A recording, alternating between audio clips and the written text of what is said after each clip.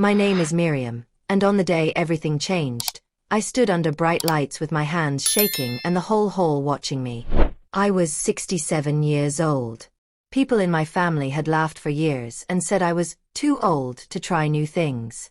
They said I should rest, stay quiet, and stop dreaming. If you like true emotional stories like this, please subscribe to the channel, hit the like button, and turn on the notification bell so you don't miss the next part. Drop a comment below to tell me which part of the country you are watching from.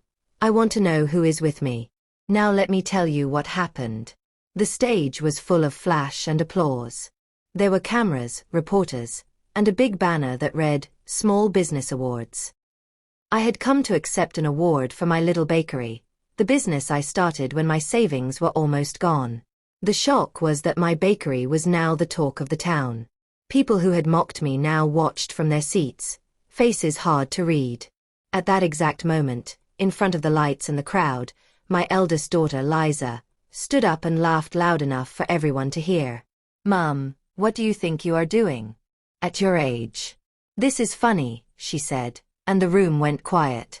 Her laugh cut through me like a cold wind.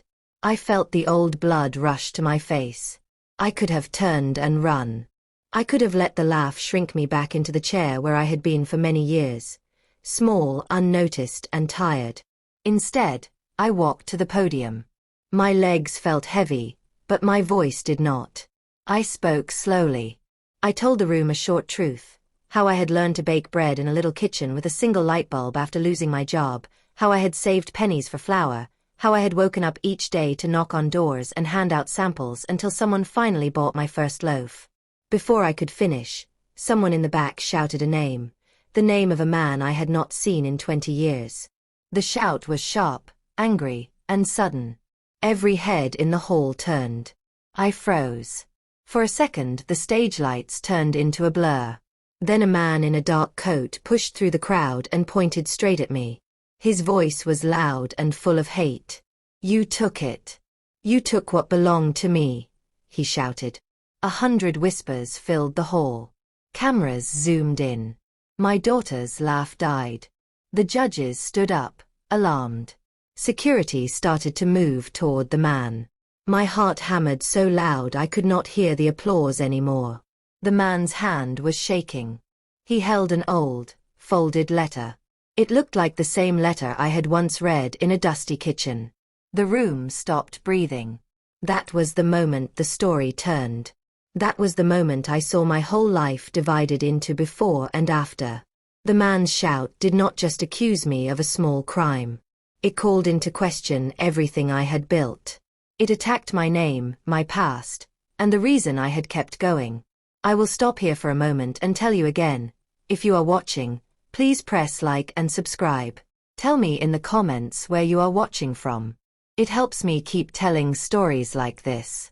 Now let me go back to the beginning, because you will not understand the shock until you know how I got here. 3 years before the awards, I folded towels at a small laundry. My hands were raw and my knees ached. My sons had moved to another city. My daughter had a job and a new life that did not include me. I cooked and cleaned for others and let my own small wishes die quietly. One morning my boss told me there was no more work. "We are closing," she said. The words felt like ice. I went home with nothing but a bag of old clothes and a small pension check. For 2 weeks I did nothing but sit and stare. My neighbors thought I had given up. My family said, "Take the pension, live easy, enjoy the rest." They meant well, but their words felt like a lid on my chest. Then, one night, I smelled bread baking from a house down the street. The smell made me remember my mother. I remembered her hands kneading dough, singing softly. I cried. I cried for the empty money box and the empty days. That night I told myself something I had not said since I was a girl. I will bake again. The first week was hard. I mixed flour and water in a battered bowl, because I could not buy a new bowl. I burned 3 loaves. A neighbor named Auntie Rose came by and took pity on me. She gave me sugar and a small bag of flour. She told me, "You still have fire in you, Miriam. Use it." That tiny kindness was a spark.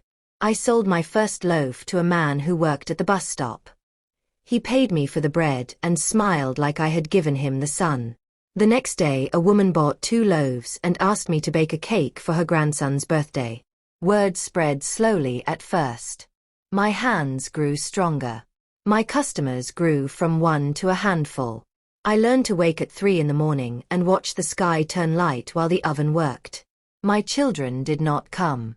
At family meetings they would say, "Mum, you are too old to be doing this. Focus on rest." My daughter Liza once told her friends, "It is embarrassing. People will talk." Her words stabbed me, but they did not stop me. Months passed, and the bakery grew.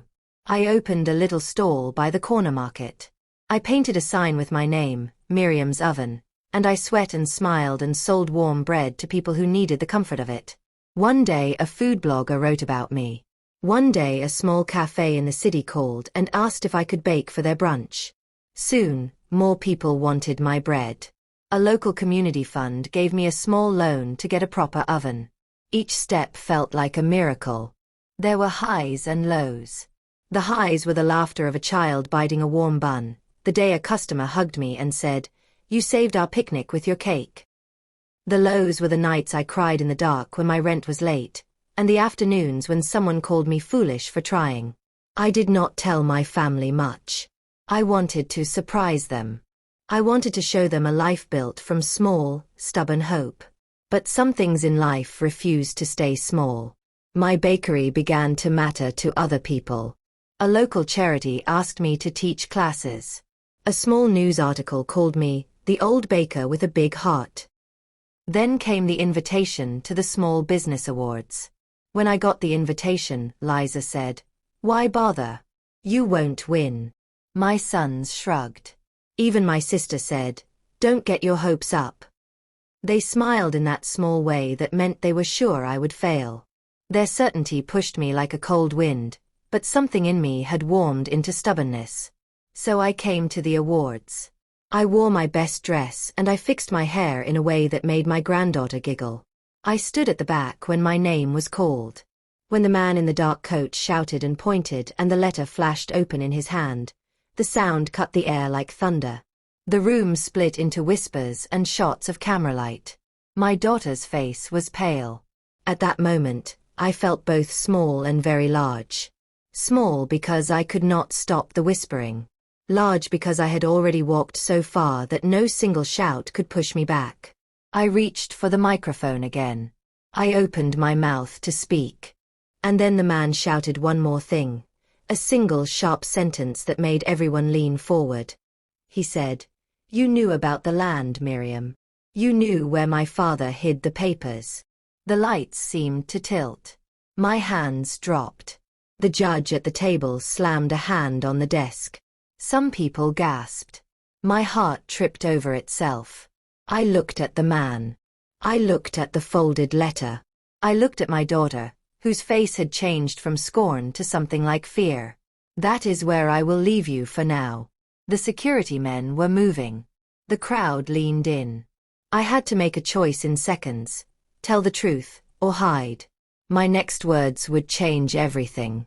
The room was shaking with whispers. The man's voice, sharp and angry, still hung in the air like smoke. He stood there pointing at me, his hand tight around that old, folded letter. My heart beat so fast I thought the whole hall could hear it. The judges looked confused. Some guests reached for their phones. My daughter, who had been laughing at me minutes ago, now stared at me with wide eyes. Before I continue, if you are watching this story right now, please make sure you like the video, subscribe to the channel, and turn on your notification bell. Drop a comment telling me where you are watching from. It helps this story reach more people. Now, let us go back into the moment. The man stepped forward again. "You knew about the land," he repeated. "You knew where my father hid the papers. Tell them the truth." The whole place went silent. I felt as if the walls were closing in. The land. The papers. My past. It all rushed back to me like a flood. I had not heard those words in over 20 years. I held the microphone, but my hand was shaking too much to speak. For a second, I wanted to run off the stage. But something inside me, the same fire that made me start the bakery, held me still. I took a small breath and stepped closer to the podium. "I don't know what you think I took," I said quietly, but the microphone carried my voice across the hall. "But I have nothing that belongs to you." The man lifted the letter higher, anger filling his face. "My father trusted you. You were the last person to see him before he disappeared. And now this letter shows up with your name in it? Explain it." Gasps rippled through the audience. Reporters lifted their cameras. Even the security guards hesitated, unsure whether this was a fight or a confession waiting to happen. My daughter took a step toward me, confused. "Mum, what is he talking about?" she whispered. But I could not answer. The truth was tangled deep inside me, mixed with memories I had tried hard to forget. Suddenly, one of the judges stood up. "Sir," he said firmly, "this is an award ceremony. If you have personal issues, handle them outside." But the man refused to move. "Personal?" he shouted. "This woman stole my family's future. She took the last thing my father left behind. Ask her about the farmland near 5 Rivers Road." 5 Rivers Road. The moment he said that, my knees almost buckled. Because I knew that place. I knew it far too well. I saw it in my mind, the dusty ground, the old wooden fence, the day a man handed me a sealed envelope and said, "Keep this safe. One day, someone will come for it." But that was years ago. And I had never seen the man again. My memories twisted painfully. I gripped the podium, trying not to show how shaken I was. Everyone in the hall stared at me now, waiting, judging, expecting a confession or a shocking truth. My daughter stepped closer again, her voice trembling. "Mum, did you take something from him? Please say something." I opened my mouth, but no sound came out. Then, before I could answer, the man rushed forward, trying to climb the stage. Security finally grabbed him, pulling him back as he shouted, "Check her house. Check her old bakery. The papers are there."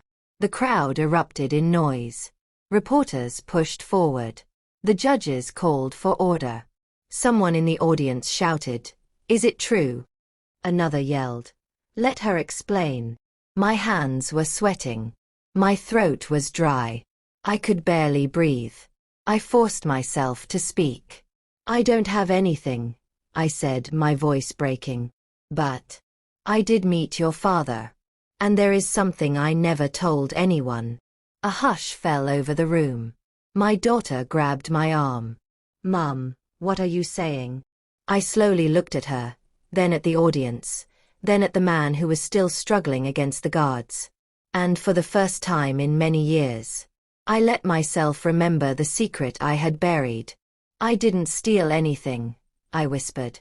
"But your father gave me something before he disappeared. Something I never opened. Something I was too afraid to read." The entire hall went silent again. The man's face changed. The judges leaned forward. Cameras zoomed in. "What did he give you?" the man demanded, breathless. I opened my mouth to reveal the truth. But then, the lights in the hall suddenly flickered. A loud pop echoed from above. And the entire room went dark. Screams filled the hall. Chairs fell. People ran. The stage lights blinked on and off like lightning. Someone shouted, "Is this a blackout?" Another cried, "Help!" In the chaos, I felt a hand grab my arm hard. I turned around. And I saw a face I had never wanted to see again. The last person connected to that old secret. Before I could react, the person leaned close to my ear and whispered, "You should have kept your mouth shut." The lights flickered again.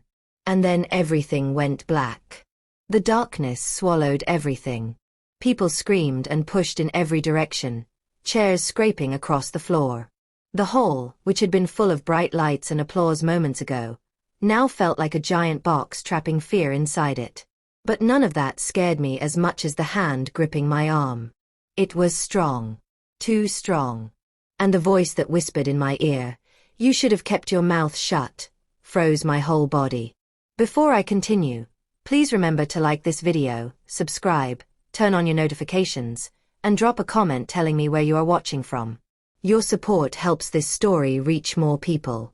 Now, let's go back into the moment. The person held me tighter. I tried to pull away, but in the darkness, it felt like I was being dragged into a shadow. My heart pounded. Somewhere in the hall, a security guard shouted for people to stay calm. But I knew this wasn't just a blackout. This was planned. "Let me go," I whispered, but the person didn't answer. Instead, they tugged my arm again, trying to pull me off the stage. A flash of emergency lights flickered for just a second, just long enough for me to see the face. My sister. Not a stranger. Not the man shouting earlier. My own sister, Ruth. Her face was tight with fear, or was it anger? I couldn't tell. But her eyes told a story she had never shared with me. "Ruth," I choked out. "What are you doing?" She didn't speak. She just yanked me harder, trying to get me behind the curtain before the lights came back on. The whole crowd was in chaos. Some people were trying to leave through the side doors. Others were covering their heads. The judges were shouting for order. But my sister kept pulling. "Ruth, stop," I cried. "Talk to me. What is happening?" Finally, she whispered sharply. "Not here. They cannot hear you. Move." But before she could take another step, the lights burst back on, bright, blinding, and sudden. Everyone froze. The guards caught the man who had been shouting earlier and held him down. The judges stood up again, confused but trying to regain control. Cameras lifted, flashing wildly. And then all eyes turned to me and Ruth. She immediately dropped my arm, but it was too late. People had already seen the struggle. The man who had been screaming accusations pointed again, shouting, "Look. She's trying to escape. Stop her." Ruth stepped in front of me, her hands open, her voice trembling. "No. She's not running. I was trying to protect her." Her words only made the whispers louder. A judge lifted a hand. "Please explain yourself immediately. What is going on?" My sister's breathing grew heavy. She didn't look ready to talk. She looked like someone who had carried a heavy secret for too long. I turned to her. "Ruth," I said softly, "whatever this is, it's time." Her eyes filled with tears. Her lips trembled. And then she whispered a sentence that made my whole body go cold. "I should have told you years ago. You were never supposed to see that letter." The judges murmured. The man struggling with security yelled louder. The cameras pointed at us like hungry eyes. "What letter?" someone asked. The man screamed again. "The land papers. Her name is on them." But Ruth shook her head, covering her face for a moment. "Not those papers," she said weakly. "A different letter. The one he gave you before he disappeared. The one I told you to hide." I stared at her. "You told me to hide it because you said it wasn't important." Ruth swallowed hard. "I lied." My heart sank. The judges pressed forward. "What was in that letter?" one of them demanded. Before Ruth could answer, a loud bang echoed from the back of the hall. Everyone turned. The main entrance doors slammed open. A tall man in a long brown coat walked in. Slowly. Calmly. As if he had been waiting for this exact moment. The shouting man went silent. Ruth stepped back in fear. My chest tightened. Because the man in the brown coat was the son of the man who had disappeared 20 years ago. He had the same eyes. The same walk. The same quiet anger that burned like a hidden fire. He raised his hand and pointed directly at me. In a calm, steady voice he said, "You've kept my father's secret long enough. Now it's time you tell everyone why he trusted you more than his own family." A wave of gasps filled the hall. My knees weakened. My sister grabbed my arm again. But the man in the brown coat stepped closer and added, And tell them what was written in the last line of that letter. The line only you were meant to read. The cameras zoomed in. The crowd leaned forward. My sister started crying. And I felt the world tilt beneath my feet as I remembered the line he was talking about. The last line I had pretended never existed. The one that could destroy everything. The room fell so silent that even the sound of breathing felt loud. The tall man in the brown coat kept walking toward me, his eyes fixed on mine. The judges froze. The reporters leaned in. My daughter stood trembling behind a chair. My sister Ruth held my arm so tightly that my fingers went numb. Before I continue, please like this video, subscribe to the channel, turn on your notification bell, and tell me in the comments where you are watching from. Your support helps this story reach more people. Now, let's return to the moment that changed everything. The man stopped just a few steps from the stage. His voice was calm, but there was something dangerous in it. Tell them, he said quietly. Tell everyone what my father wrote to you. The day he vanished. My throat tightened. I felt the heat of the lights, the pressure of hundreds of eyes on me. For years I had buried that memory, convinced it was safer that way. But now it was rising like smoke from a hidden fire. The judges demanded clarity. What was in that letter? One of them asked sharply. Ruth wiped her eyes. She wasn't supposed to read it, she whispered. But she did. I shook my head. I never opened it. The man's eyes narrowed. Then how do you know the last line? The hall erupted in whispers again. Reporters typed frantically. My daughter stared at me as if she didn't know who I was anymore. I raised my hand slightly. I didn't read the letter, I said, my voice unsteady. But I remember what your father told me before he handed it to me. The man stepped forward. Then say it, he demanded. Ruth tugged at my sleeve. Please, she whispered. Don't say it here. But it was too late. The truth was rising in my chest whether I wanted it to or not. The memory of that day, the dusty road, the sun setting behind the trees, the letter slipped into my hand, came back clearer than ever. He said, I whispered, struggling to speak through the tension. He said if anything ever happened to him, I should protect what was in the letter. And that someday, someone would try to take it by force. The room went still again. The man in the brown coat stared at me. And the last line, he said quietly. The one he whispered to you? My voice broke.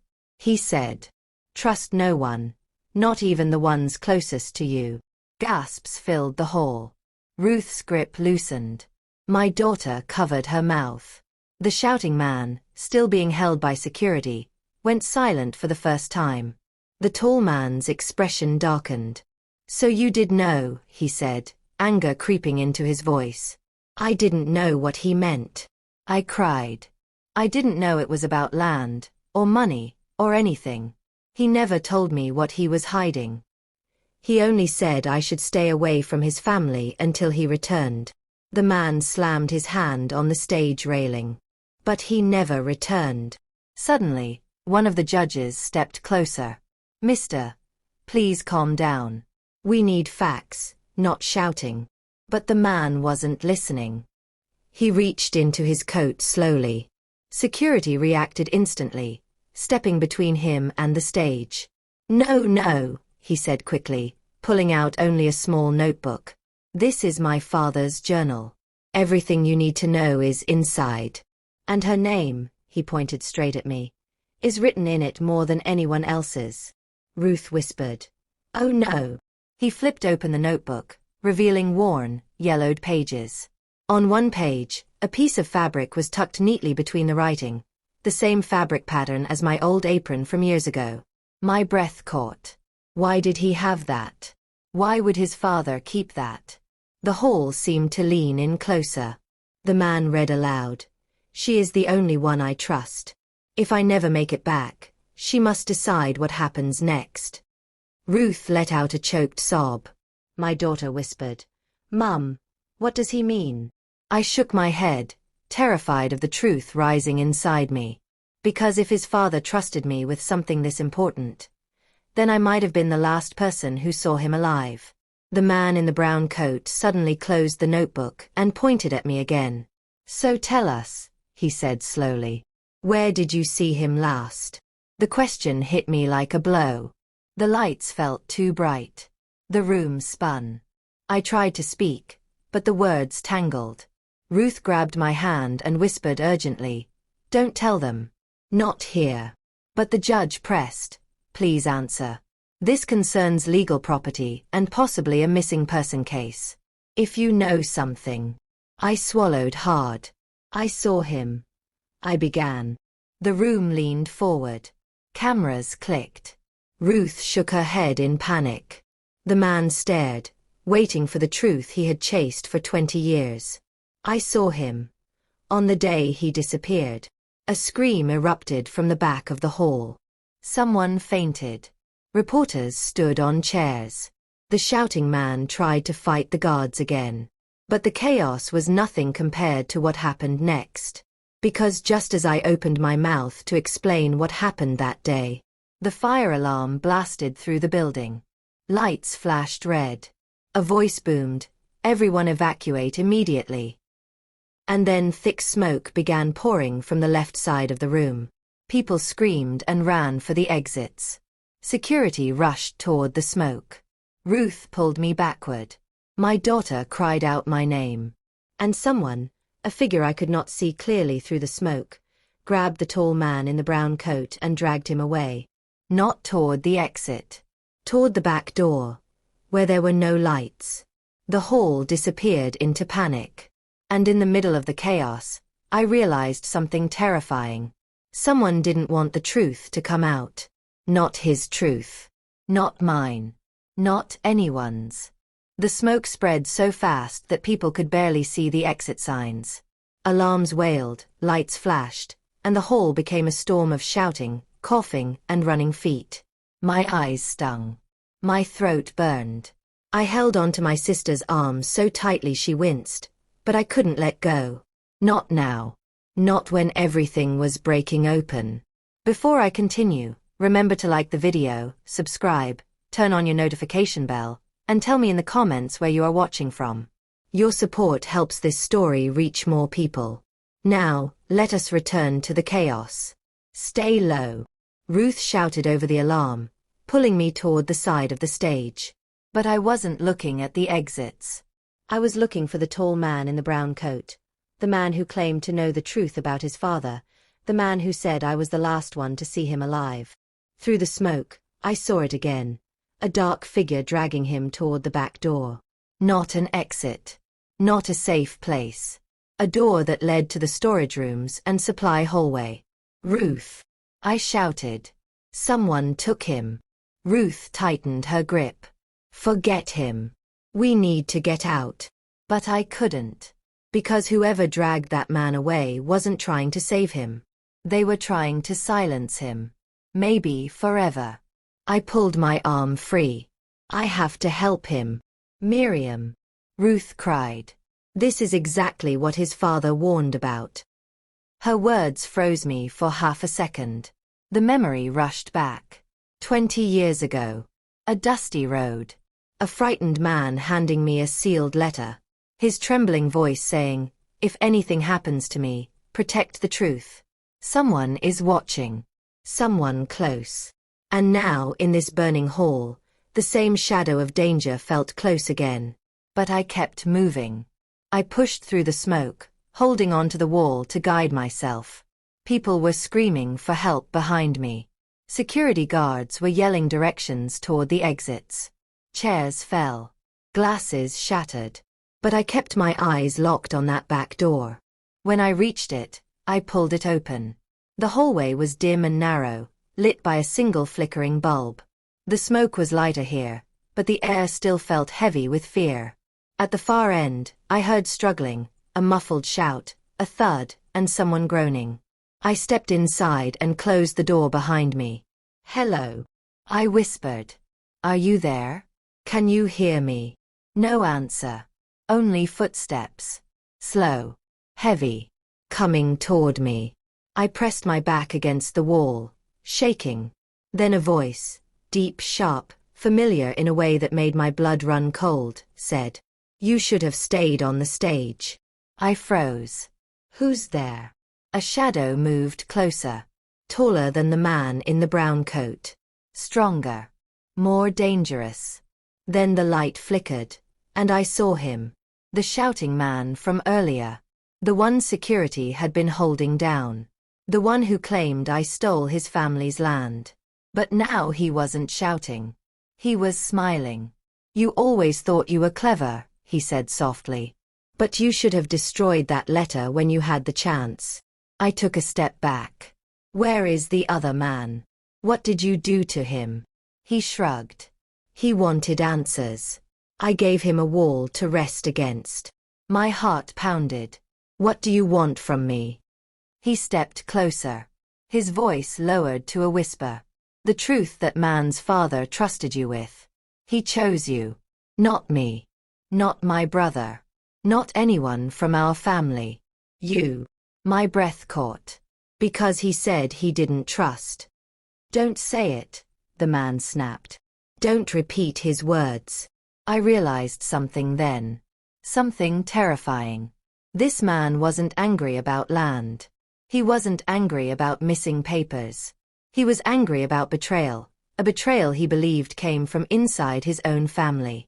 "Where is the tall man?" I asked again, forcing courage into my voice. "You won't find him," the man said. "And you won't be leaving this hallway until you give me what he gave you." "I told you," I said, shaking. "I never opened the letter." "And I told you." He stepped even closer, his shadow swallowing the ground between us. "Stop lying." Just then, something clattered loudly behind him. His head snapped around. And from behind a stack of boxes, the tall man in the brown coat stumbled out, bruised, gasping, but alive. He held a broken metal pipe in his hand. "Get away from her," he shouted. The shouting man turned toward him, rage flashing across his face. "You should have stayed down." The two men collided like thunder. The pipe swung. A fist flew.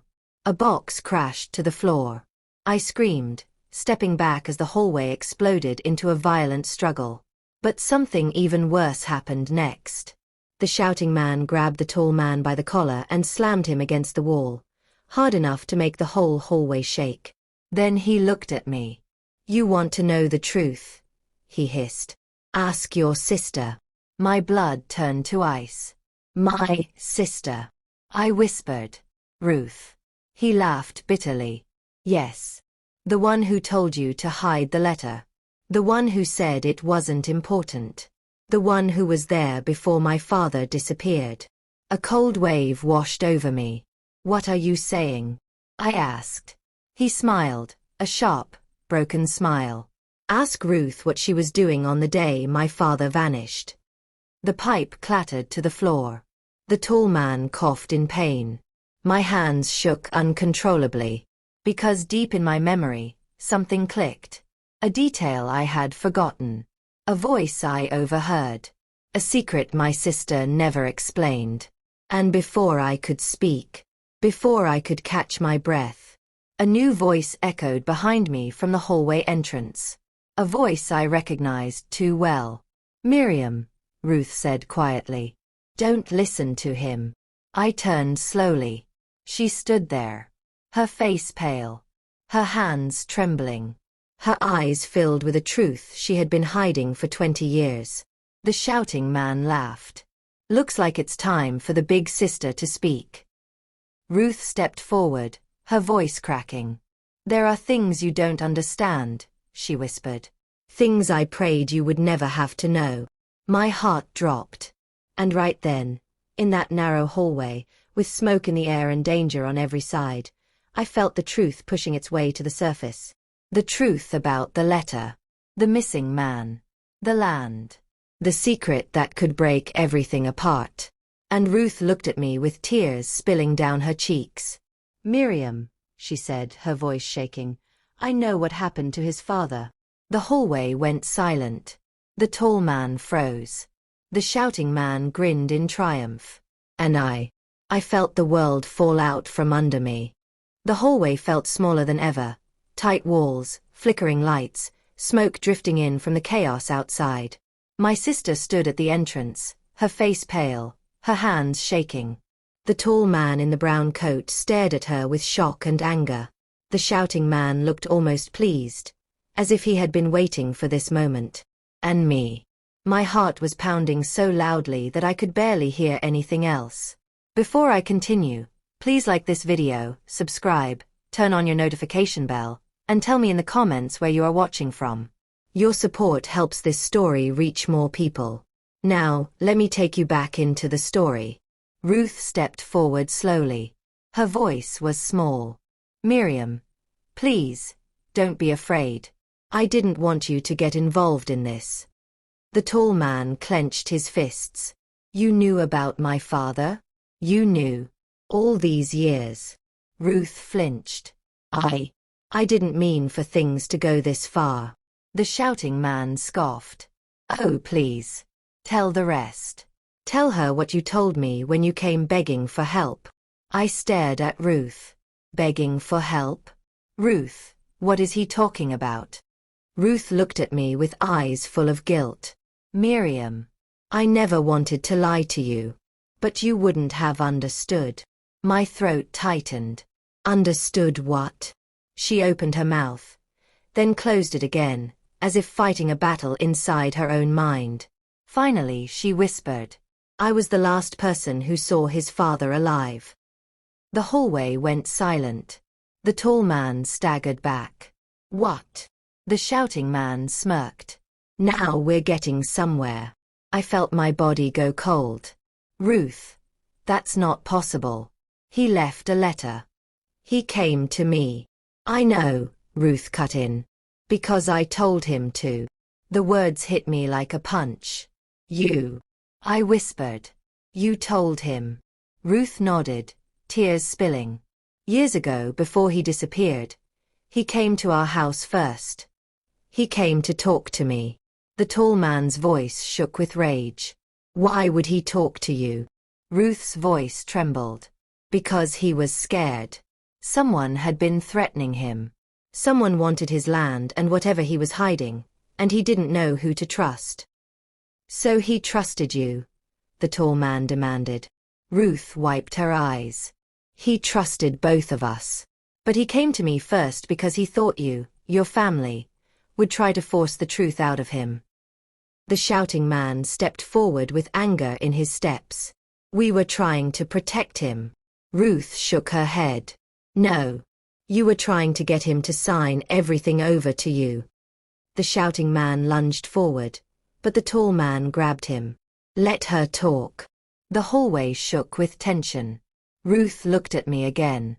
After he spoke to me, he said he would leave a letter for you because he believed you had a good heart.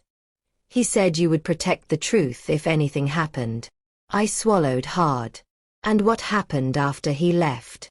Ruth's lips trembled. I followed him. My breath caught. You, what? Why would you follow him, Ruth? She looked down at her hands. Because he told me he had proof. Proof of who had been threatening him. Proof of where the land papers were hidden. He said if I didn't follow him, someone else would. And he didn't trust that person. The tall man's face twisted. Who was he afraid of? Ruth lifted her eyes slowly. Painfully. Your uncle. The shouting man froze, shock slicing across his face. My what? Your uncle, Ruth repeated. The one who controlled the family money back then. The one who wanted the land before anyone else even knew it had value. The hallway crackled with tension. The shouting man's voice broke. You're lying. Ruth shook her head. He threatened your father. He wanted the land signed over.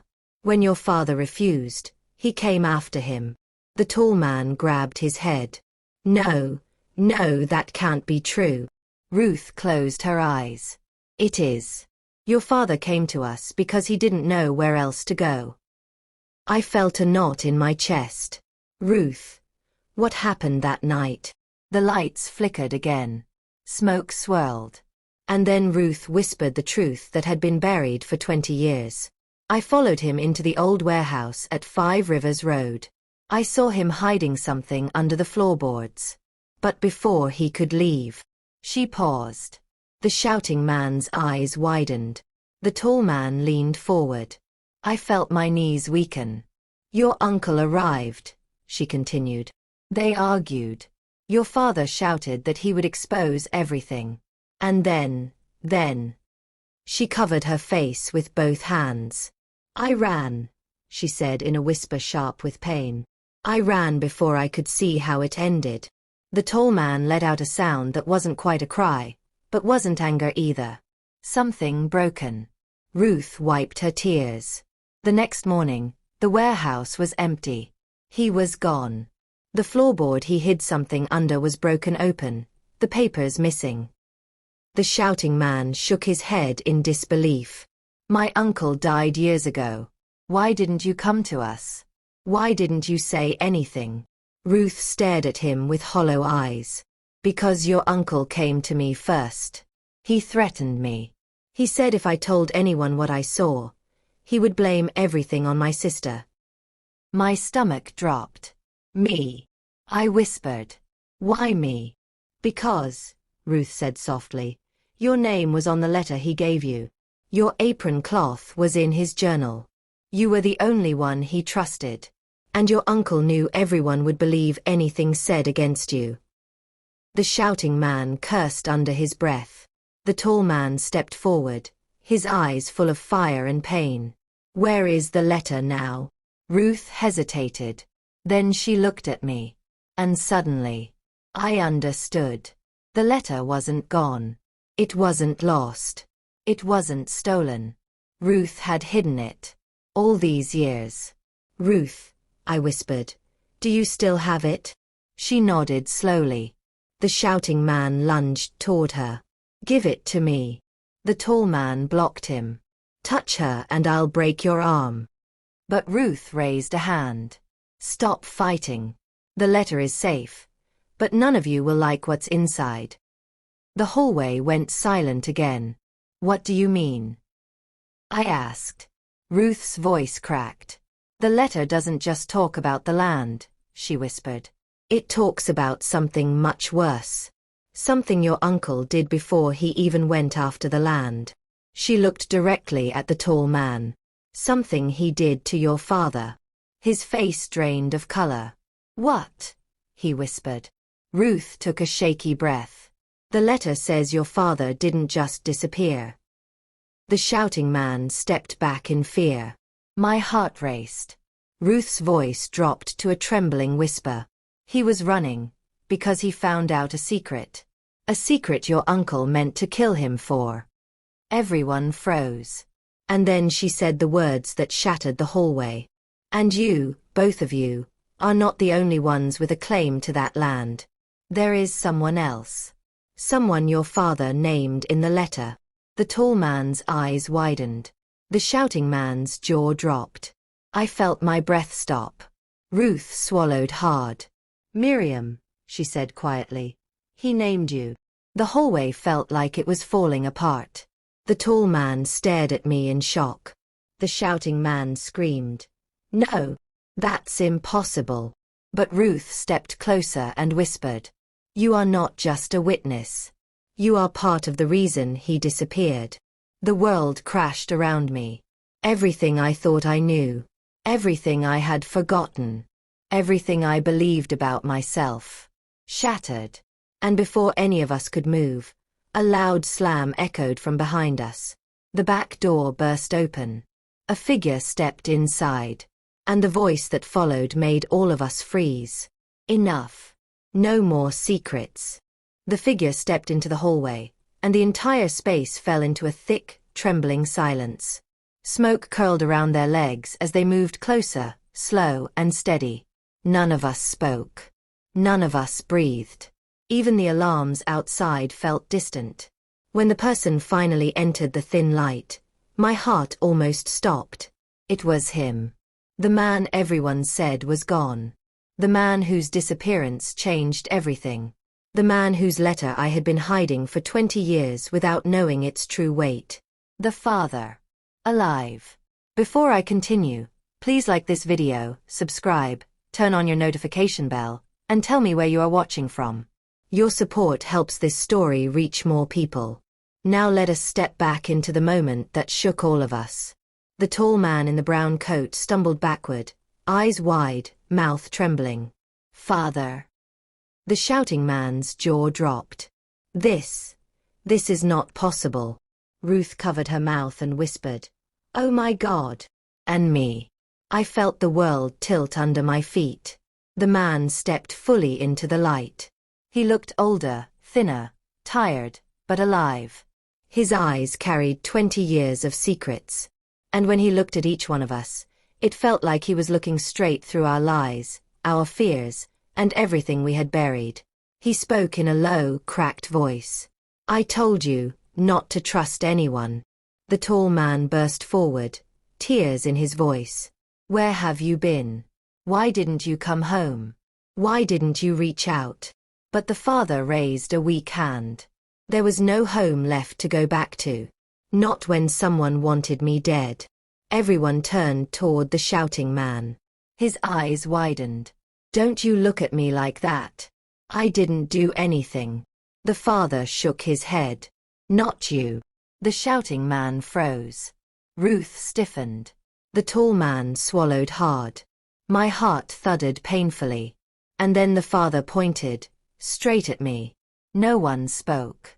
Not even the shouting man who had been yelling since the ceremony began. "Me." I whispered. I don't understand." The father's gaze softened, but only slightly. "You were the last person I trusted. The only one who wasn't trying to take what didn't belong to them." My knees weakened. Ruth grabbed my arm. "Then why point at me?" I asked. "What did I do?" He took another shaky step forward. "Because you're the only one who can fix what happened." Everyone stared in confusion. The tall man asked, "Fix what? What are you talking about, Dad?"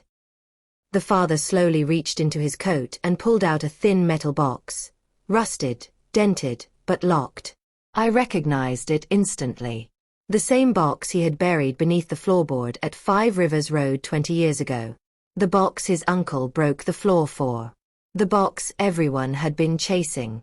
The box Ruth told me to hide with my life. He held it out toward me with trembling hands. "I buried this so no one could use it for evil. But now, the truth must come out." The shouting man shouted, "No!" and lunged forward. The tall man blocked him, shoving him against the wall. "If you touch him again, I swear."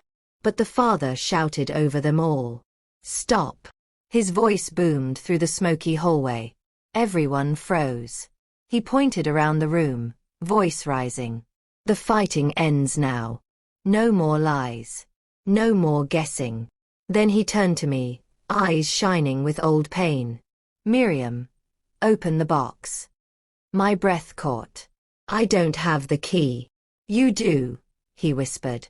"You've had it for 20 years. I shook my head. "I never." Then I stopped. Because suddenly, I remembered. The small wooden bead he had given me that day. The bead I tied to my apron string.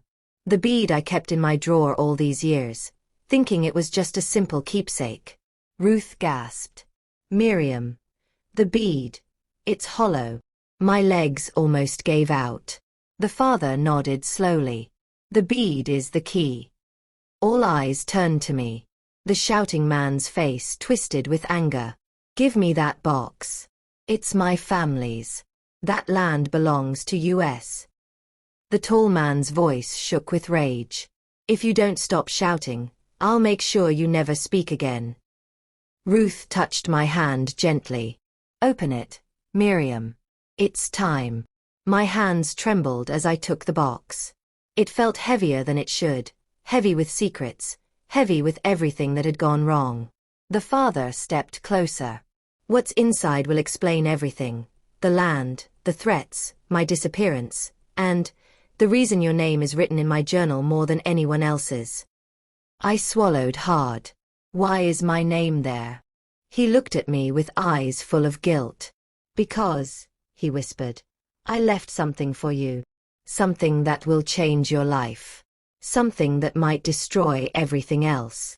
Before I could react, a sudden crack echoed behind us, loud and sharp. The lights exploded above our heads. Sparks flew. Smoke thickened. And the ceiling groaned as if it was about to collapse. Everyone ducked. The shouting man screamed. The tall man shielded his father. Ruth grabbed me, pulling me backward. But as the hallway shook, a single object slipped from my pocket and hit the floor, bouncing once, twice, then rolling toward the tall man's feet. The wooden bead. He stared at it. His eyes widened as he understood, truly understood, what it was. He bent down, picked it up, turned it in his hand. And a small, hidden key slid out of it. He looked at me. I looked at him. And he whispered, "So this is the truth my father trusted you with." But before he could finish, before anyone could move toward the box, a deeper rumble shook the entire hallway. The fire had reached the electrical wires. The building trembled.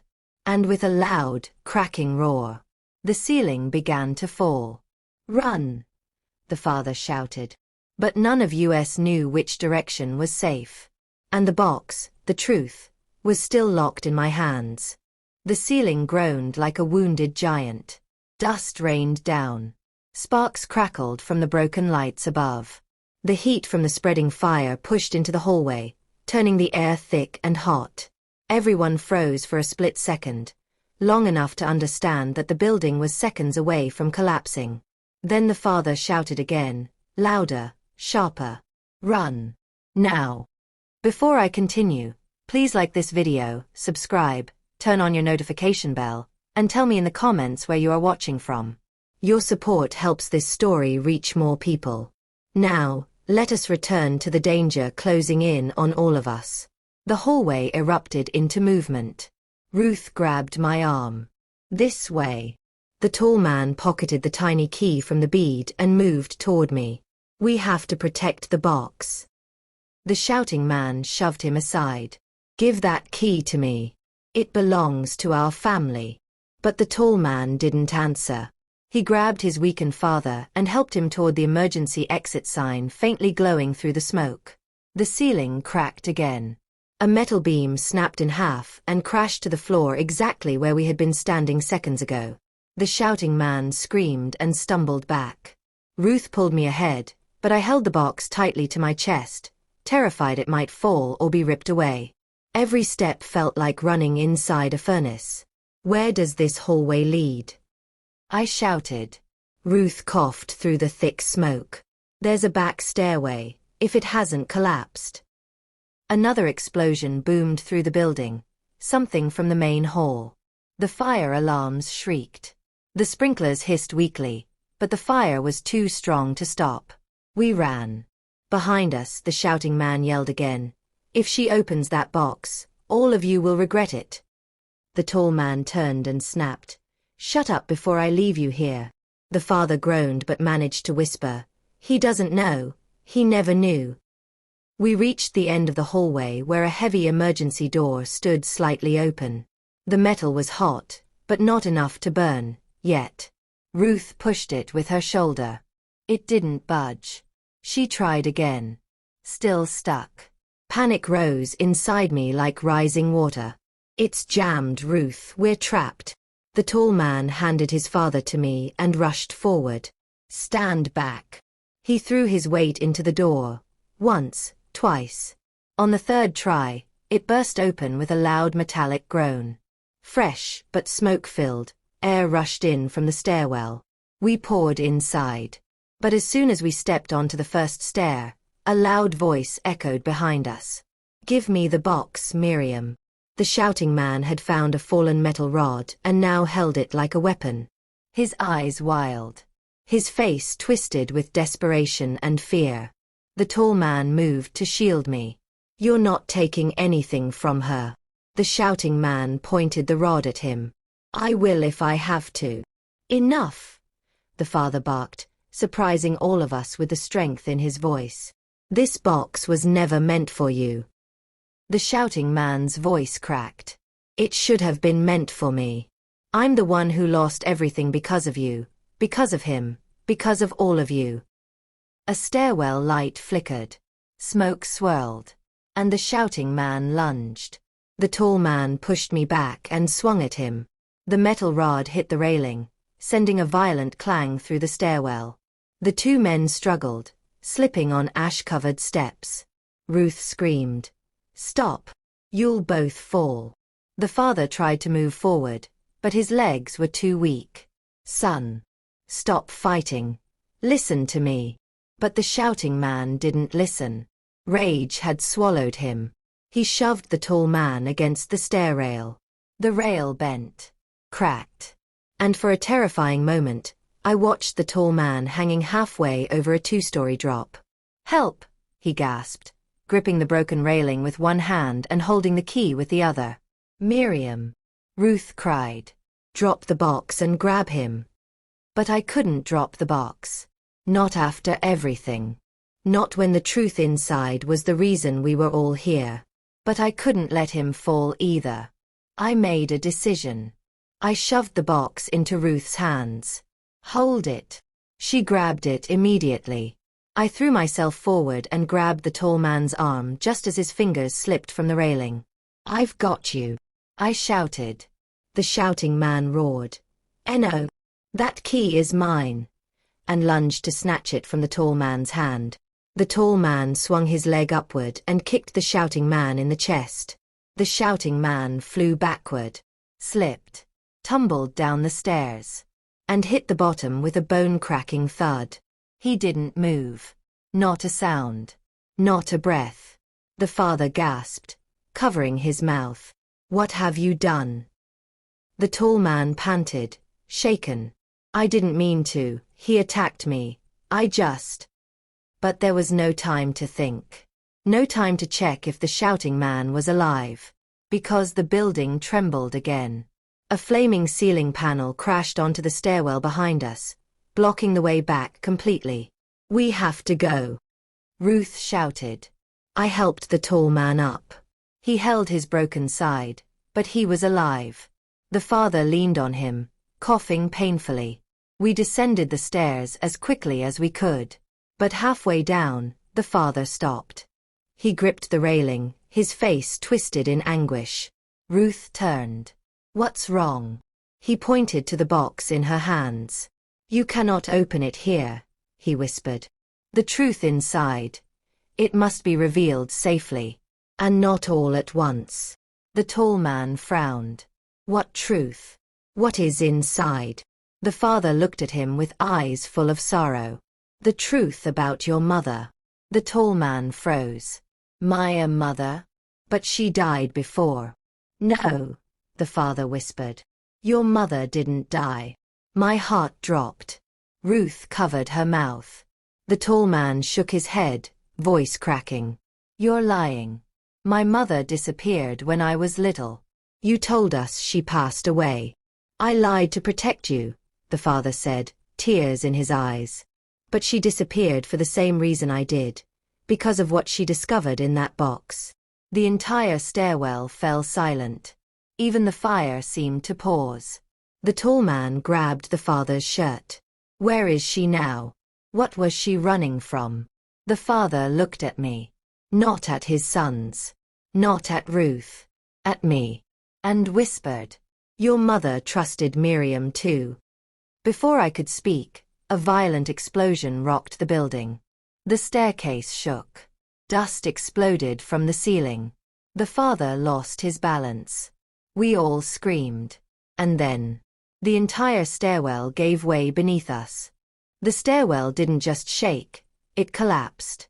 One moment we were standing on solid concrete, the next the steps crumbled beneath our feet like sand. The world turned upside down. I felt myself falling, grabbing at anything, but there was nothing to hold. Dust swallowed my sight. Heat rose like a wave. I heard Ruth scream my name. I heard the father shout. I heard the tall man gasp. And then, a brutal crash. Before I continue, please like this video, subscribe, turn on your notification bell, and drop a comment telling me where you are watching from. Your support helps this story reach more people. Now, let's return to the moment we hit the ground. My body slammed into a pile of broken wood and metal. Pain shot through my legs and back. I coughed, choking on the dust filling the air. Everything was dark, just a few flickers of emergency lights blinking weakly through the smoke. "Miriam!" a voice cried. "Miriam, where are you?" I recognized it. "Ruth." "I'm here," I groaned.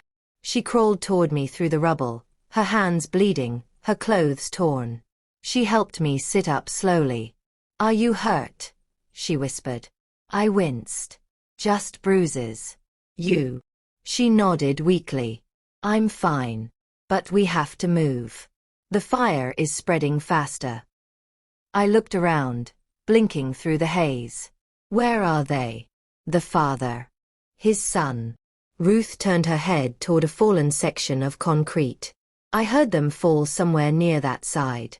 We need to find them." The building creaked again, warning us that another collapse wasn't far off. But we began crawling. Step by painful step. Breath by choking breath. Until a faint voice reached us. "Over here." It was the tall man. We rushed toward the sound. He was pinned under a large wooden beam, coughing, his face covered in ash. "Are you hurt?" Ruth asked. I'm okay," he gasped. "But my father, he fell further down." My heart twisted. "Where?" He pointed toward a jagged hole in the floor, a hole leading into the basement level of the building. Ruth whispered. "Oh no." The flames above crackled. The air grew hotter. We didn't have long. Ruth helped lift the beam enough for the tall man to crawl free. He winced but stood on shaky legs. "We have to save him," he said. "He's the only one who knows where my mother is. And the box. We cannot open it without him." Ruth clutched the metal box tightly. "The fire will destroy it if we don't move now." But before any of us could decide what to do, a deep, heavy groan echoed behind us. We turned. And there, at the bottom of the rubble-strewn hole, lay the father. Alive. Barely. He pushed himself up with one trembling hand, coughing.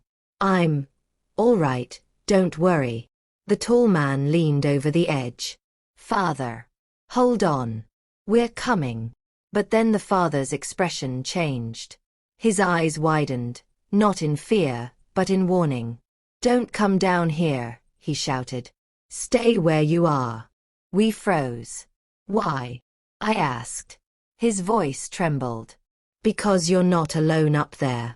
A cold wave shot through my body. Slowly, carefully, we turned toward the shadows behind us. At first we saw nothing. Then, a footstep. A figure stepping through the smoke. Not the shouting man who had fallen earlier. Not a stranger. A face we all knew. A face that made the tall man stiffen. A face that made Ruth gasp. A face that made my heart slam against my ribs. It was the tall man's uncle. But he was supposed to be dead. I whispered, "Ruth, you said he died years ago." Ruth stepped backward in shock. "He did. I saw the obituary. I heard." The uncle smiled, a slow, cold smile that showed no warmth at all. "People believe whatever they're told," he said quietly. "Especially when the lie is more convenient than the truth." The tall man's eyes widened, fury mixing with fear. You were behind all of this. You threatened my father. You tried to take everything from him." The uncle shrugged calmly, stepping closer. "Your father was weak. He didn't understand the value of what he had. But I did." Ruth clutched the box tighter. His eyes flicked to it immediately. "And now," he said softly, "I want what's inside that box." I stepped in front of Ruth. "You're not getting it." His smile sharpened. "Do you really think you can protect it, Miriam? You've been carrying a secret for 20 years without understanding a single thing about it." My breath caught. How do you know what I understand? I whispered. His voice turned icy. Because I'm the one who made sure you received the letter. Shock exploded through my body. What? Behind me, Ruth whispered. No, no, that can't be true.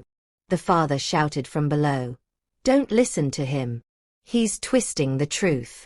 But the uncle continued, calm as ever. Your friend here, he said, pointing at Ruth, helped hide the letter. But I delivered it. I knew your sister would tell you to hide it. And you, Miriam. You were predictable. Soft-hearted. Easy to manipulate. Ruth's knees buckled. You tricked me. You made me think he was in danger. You made me believe. I made you believe whatever was useful, the uncle said. And now all I need is the box. The tall man stepped between us. You'll have to kill me first. The uncle tilted his head thoughtfully. If that is the price, then so be it. And then he pulled something from his coat. A metallic click echoed through the smoky air. A knife. Sharp. Long. Deadly.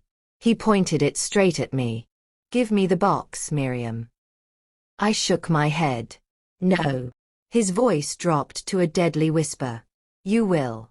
Because that box doesn't just contain land documents. His eyes glimmered with triumph. It contains the truth about you. My breath caught. Me. I whispered. Yes, he said. You're not who you think you are. And when you open that box, you will understand why your name is in that letter. The tall man grabbed my arm. Don't listen to him. He's lying. But the uncle stepped forward again, his voice slicing the air. Your mother is alive. The tall man froze. And she left a message inside that box, he continued. Not for her son. He pointed at the tall man. But for Miriam. My hands went numb. My chest tightened. Ruth dropped to her knees in shock. And the tall man, broken, shaking, confused, whispered, What does my mother have to do with you? The uncle lifted the knife. Everything slowed. And then, just as he took a step toward me, a loud crash echoed from above. We looked up. A flaming beam snapped loose and plummeted toward us. The world disappeared under fire and darkness. The beam crashed into the rubble with a roar that shook the entire basement. I felt the heat explode across my skin as the air filled with dust and flames. Ruth screamed my name. The tall man dove toward me, pulling me out of the beam's path just as it smashed into the floor where I had been standing. The uncle stumbled backward, shielding his face from the embers. The knife clattered across the ground. Before I continue, please like this video, subscribe, turn on your notification bell, and drop a comment telling me where you are watching from. Your support helps this story reach more people and lets me bring you more emotional stories like this. Now, let's finish the story. The fire grew louder, crackling through the collapsing building. Time was running out. I crawled toward Ruth, who clutched the metal box tight against her chest. Are you okay? I asked. She nodded weakly. We can't stay here. The whole building is falling. The father groaned from the pit below. Forget me. Save yourselves. But the tall man dropped to his knees at the edge of the pit. I won't leave you, Dad. I already lost you once. The father reached up, his hand trembling. Son, listen to me. The box. Open it. Everything you need to know is inside. Before he could say more, the uncle charged at us again, eyes blazing with fury. No. That box is mine. It was always meant to be mine. The tall man spun around, shielding me and Ruth. Stay back. The uncle grabbed a broken beam and swung it wildly. Sparks flew. Flames licked closer. We have to leave, Ruth cried. But the uncle's voice cut through the smoke. If she opens that box, your whole life will crumble. Let her give it to me, and you can walk away. The tall man shook his head. I don't believe a word you say. The uncle snarled. Then you'll die with the truth. He lunged. But I stepped forward. Not away. Toward him. I held the box in front of me like a shield. Stop. I shouted. No more lies. No more running. This ends now. The uncle froze. The tall man stared at the box, shaking. And the father from below whispered, "Open it, Miriam, before he destroys everything." My hands trembled as I slid the tiny key, the bead, into the lock. The metal clicked. Everyone held their breath. I lifted the lid. Inside the box were two things. Not documents. Not land papers. Not money. Just two simple, world-shattering items. A small locket. And a letter. With my name written on it. Slowly, I unfolded the letter. My hands shook so badly it nearly slipped. The room fell silent except for the distant fire. I read aloud. "Miriam, if you are reading this, it means the danger has found you too. I left you this box because you deserve to know the truth about who you are." My heart slammed painfully. The father's voice rose from below. "Keep reading." I swallowed hard. "You are not just my friend. You are family. My wife, the woman the world thinks is dead, trusted you with her last message because she could not trust anyone else." The tall man gasped. "My mother." The letter continued. Before she disappeared, she learned something dangerous. Something the uncle wanted to hide. Something about you, Miriam. About where you came from. The room spun. I forced myself to keep reading. She discovered that you were not abandoned as a child. You were hidden. Hidden from the same man who chased me. Miriam, you are my wife's niece. Her sister's daughter. My knees buckled. Ruth caught me. "Oh, Miriam." The tall man stared at me, stunned. You're related to my mother? That means..." The father's voice shook with emotion. "Yes. She trusted Miriam with everything. Because she believed Miriam would one day help save us all." The uncle let out a loud, angry scream. "Lies. All of it." He rushed forward, but the tall man blocked him. "You hurt my father. You chased my mother. And you hid the truth about Miriam. It ends today." The uncle roared and threw himself at the tall man. The two men crashed into the rubble, fighting desperately. The flames grew louder, hotter. The building groaned above us. Ruth pulled me toward the exit. "Miriam, we have to go." But the tall man shouted, "Get my father out." I looked down into the pit. The father was struggling to stand. "Go," he yelled. "Save yourselves." "No," I whispered. "Not this time." With a strength I didn't know I had, I climbed down into the pit with Ruth's help. The heat was suffocating. My hands shook. But I wrapped the father's arm around my shoulders. "We're getting out together," I said. He smiled weakly. "Your aunt would be proud of you."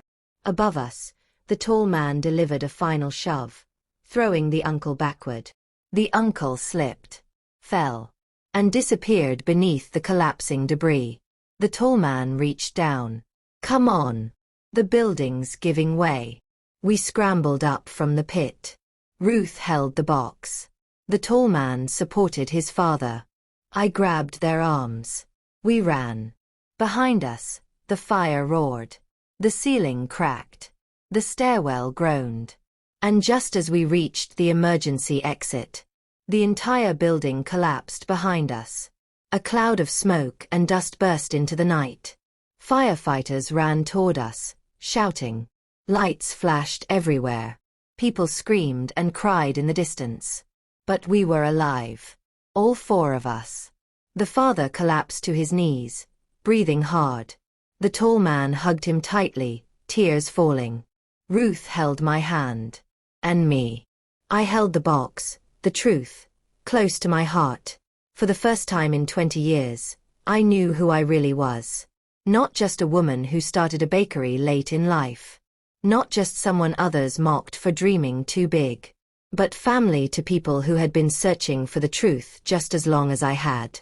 The tall man looked at me, eyes filled with emotion. Miriam, he whispered. That means, you're part of us. I nodded slowly, tears in my eyes. And you're part of me. The father placed a gentle hand on mine. Your aunt loved you. She chose you. And now, we can finally rebuild what was taken. The sun began to rise behind the broken building. A new beginning after years of secrets. I took a deep breath. I was told I was too old to start over, I whispered. But today, I proved them all wrong.